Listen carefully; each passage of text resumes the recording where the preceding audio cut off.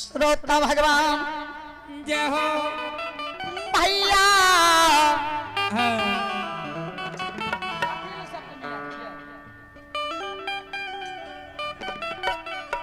भैया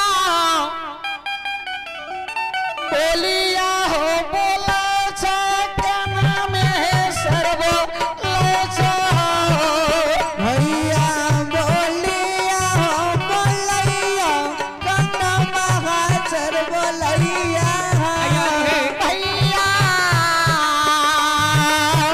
आप है पिंटू साहब अलुहा उनकी तुलसी भगवान के दरबार में श्रद्धा के साथ बोला बोला क्या धुन ही घोड़ी का क्या लगलो हो भैया बोलिया बोलिया नोरी आप नदी के आप है हितेश कुमार धजरी निवासी श्रद्धालु को ओर से शानदार 51 रुपए के दान है। जय हो दानी श्रद्धालु की जय हो, पूजनीय उनके माता पिता की जय हो।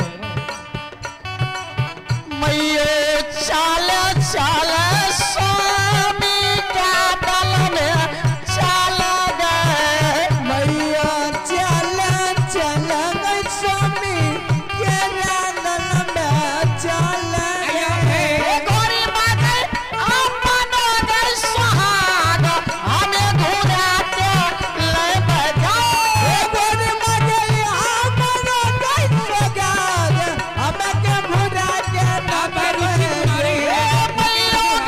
कुमारी सनराज हमें भोग ले बजाए माता मिलने से नैया हम खजिले में भैया बोलिया बोलो है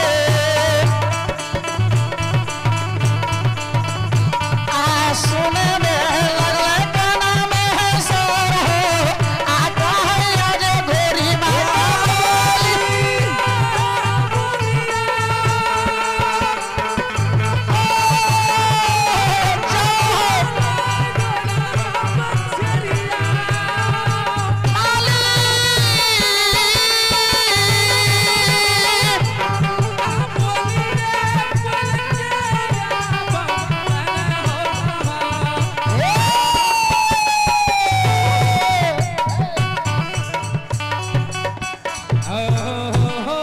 श्रोता भगवान चलू आज सबके बीच में पंजियार बाबा उपस्थित है।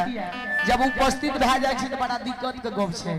एक बार अपने समय लोग बाबूजी जोर जोर से ताली बजा लबे तनी उन्हें से शुरू करबे अपने से शुरू कर दे ताली बजबे में कंजूस नहीं करबे। जय हो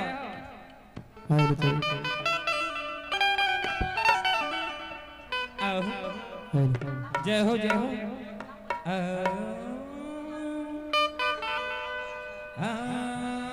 छोटे बच्चे गज की तरफ से भगवान की दरबार में 51 रुपये दान है।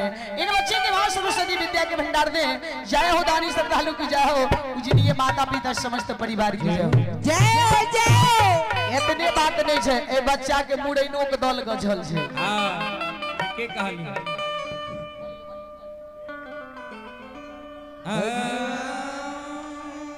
आशिका और दर्शन की ओर से भगवान के दरबार में 51 रुपये दान है। दोनों बच्चे के वहां सरस्वती विद्या के भंडार दे। चलो ताली बजाबियो अपने सब। हे कृष्ण गोविंद हरे मुरारी हे नाथ नारायण वासुदेव कृष्ण गोविंद हरे मुरारी हे नाथ नारायण वासुदेव हे कृष्ण गोविंद हरे मुरारी हे नाथ नारायण वासुदेव हे कृष्ण गोविंद हरे मुरारी हे नाथ नारायण वासुदेव हे नाथ नारायण वासुदेव हे नाथ Narayan Vasudev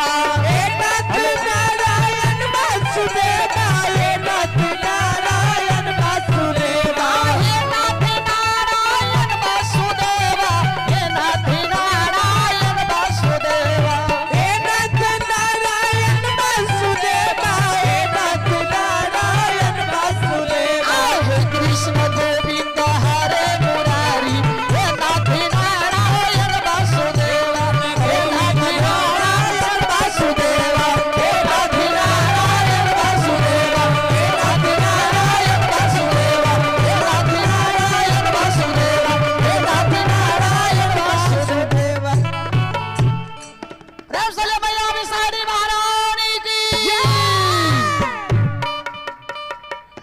hello hello hello hello check check on hello